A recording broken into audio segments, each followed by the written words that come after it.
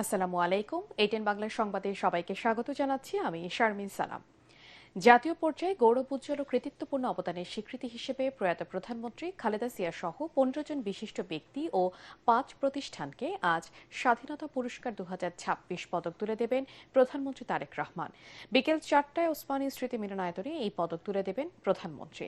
বেগম জিয়া ছাড়াও স্বাধীনতা পুরস্কারের জন্য মনোনীত অন্যরা হলেন মুক্তিযুদ্ধে মেজর মোহাম্মদ আব্দুল জলিল মরণোত্তর, বিজ্ঞান ও প্রযুক্তিতে সাবেক সচিব ও বাংলাদেশ ধান গবেষণা ইনস্টিটিউটের মহাপরিচালক অধ্যাপক জহুরুল করিম, সাহিত্যে আশরাফ সিদ্দিকী মরণোত্তর, সংস্কৃতিতে ইত্যাদির উপস্থাপক এ.কে.এম.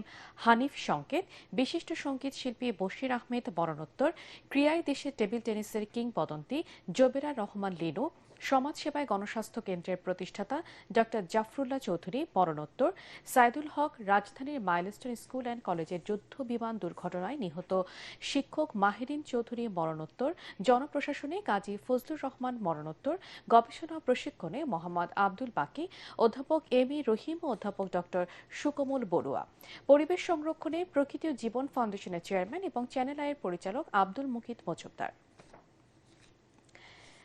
আন্টালিয়া ডিপ্লোমেসি ফোরামে যোগ দিতে সকালে তুরস্কে গেছেন পররাষ্ট্রমন্ত্রী ড খলিলুর রহমান। ৩ দিনব্যাপী এই ফোরামে অংশ নিয়ে মন্ত্রী বেলজিয়াম যাবেন। সেখানে বাংলাদেশ এবং ইউরোপিয়ান ইউনিয়নের মধ্যে ব্যাপক অংশীদারিত্ব ও সহযোগিতা বিষয়ক কাঠামো চুক্তি স্বাক্ষর অনুষ্ঠানে যোগ দেবেন। দেশে ফেরার পথে পররাষ্ট্রমন্ত্রী ইথিওপিয়ার আদ্দিস আবাবায় যাত্রাবিরতি করবেন। ২৪ এপ্রিল তার ঢাকায় ফেরার কথা রয়েছে। জ্বালানি তেলের সংকটে স্থবির হয়ে পড়েছে দেশের পরিবহন খাত। পর্যাপ্ত তেল না পাওয়ায় চট্টগ্রাম বন্দর সহ সারা দেশে ট্রাক ও কাভার্ড ভ্যানের ভাড়া বেড়েছে প্রায় দ্বিগুণ। পণ্য পরিবহনের এই বাড়তি খরচের কারণে বাজারে বাড়ছে নিত্যপণ্যের দাম। ভোগান্তিতে পড়েছেন সাধারণ মানুষ ও ব্যবসায়ী সমাজ। চট্টগ্রাম থেকে বিস্তারিত জানাচ্ছেন ইরফানুল হক। পাম্পে তেলের জন্য দীর্ঘ লাইন আর মহাসড়কে থমকে যাচ্ছে গাড়ির চাকা। জ্বালানি সংকটে দেশের পরিবহন খাতে এখন এমনই অস্থিরতা।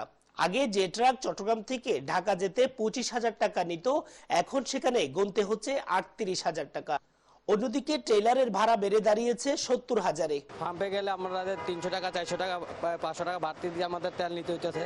আসতে সময় কোনো যাত্রী হয় না আমাদের। ২০ লিটার তেল দেয়, ৫ লিটার তেল খরচ হয়, আরো টাকা বাড়তি দিতে হয়। এ বিধায় আমরা টাকার ভাড়া বাড়তি দিতে হইতেছে। শুধুই কেবল বাড়তি ভাড়াই সমস্যা নয়, তেলের জন্য পাম্পে ঘন্টার পর ঘন্টা দাঁড়িয়ে থাকতে গিয়ে সময় নষ্ট হচ্ছে দ্বিগুণ। আগে যে কাজ ১০ ঘন্টায় হতো, এখন তা করতে সময় লাগছে প্রায় ২ দিন। ফলে ট্রিপের সংখ্যা কমে যাওয়ায় আয় নিয়ে দুশ্চিন্তায় মালিক ও চালকরা। আমাদের যে মার্কেট আগে ছিল ২০-২৫ হাজার টাকা, এখন কোনো কোনো ক্ষেত্রে ৩০,০০০ টাকা হচ্ছে। সামান্য ৫০ থেকে ৩০ লিটার বা ৫০ লিটার সর্বোচ্চ ৬০ লিটার পর্যন্ত তেল দেয়। এই কারণে গাড়ি যাতায়াত বিঘ্ন করতেছে। অন্যদিকে এর সরাসরি প্রভাব পড়ছে কাঁচা বাজারে। উত্তরবঙ্গ থেকে সবজি ও খাদ্যপণ্য আসা ব্যয়বহুল হয়ে পড়ায় দফায় দফায় দাম বাড়ছে জিনিসের। এছাড়া পোশাক শিল্পের কাঁচামাল আনা নেওয়ায় খরচ বেড়ে যাওয়ায় রপ্তানি বাণিজ্য পড়ছে বড় ধরনের হুমকির মুখে। চট্টগ্রাম থেকে যখন আমরা ঢাকা আমাদের মালামালগুলো পাঠাই, সেক্ষেত্রে আমাদের খরচ হচ্ছে ২৫ থেকে ৩০,০০০ টাকা। এখন দেখা গেছে আমাদের আরো ৫ থেকে ৬,০০০ টাকার মধ্যে আমাদের হিসাব আরো গুনতে হচ্ছে। তো যার কারণে আমাদের ব্যবসার উপর একটা মন্দা একটা প্রভাব পড়ছে। সংশ্লিষ্টরা বলছেন, দ্রুত এই সংকট সমাধান না হলে আমদানিকৃত পণ্যের দামও সাধারণ মানুষের নাগালের বাইরে চলে যাবে।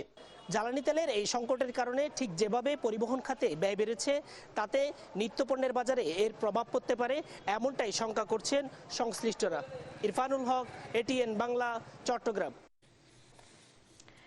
পাকিস্তানের সেনাপ্রধান ফিল্ড মার্শাল আসিম মুনিরের তেহরান সফরে ইরানের সঙ্গে একটি চুক্তি হওয়ার বিষয়ে আশাবাদ প্রকাশ করেছে white house. Tasnim news agency বলছে, মুনির মধ্যস্থকারীর ভূমিকায় যুক্তরাষ্ট্রের বার্তা ইরানি কর্তৃপক্ষের হাতে পৌঁছে দিয়েছে। অন্যদিকে দেশটির পররাষ্ট্রমন্ত্রী পাক সেনাপ্রধানের সাথে আলোচনার পর জানিয়েছেন, মধ্যপ্রাচ্যের শান্তি প্রতিষ্ঠায় প্রতিশ্রুতিবদ্ধ তার দেশ। ওদিকে লেবাননের সাথে সম্ভাব্য যুদ্ধবিরতি নিয়ে ইসরায়েলি মন্ত্রিসভায় আলোচনা হয়েছে বলে সূত্রের বরাতে জানিয়েছেন সিএনএন। এদিকে উপসাগরীয় অঞ্চলে যুদ্ধবন্ধের আশায় এশিয়ার পাশাপাশি পশ্চিমা পুঁজিবাজারেও বড় উত্থান দেখা গেছে। পরবর্তী সংবাদ দেখার আমন্ত্রণ জানিয়ে এখনকার মতো শেষ করছি। এটিএন বাংলা সংবাদ ইউটিউবে দেখতে ব্রাউজ করে youtube/ATN Bangla News।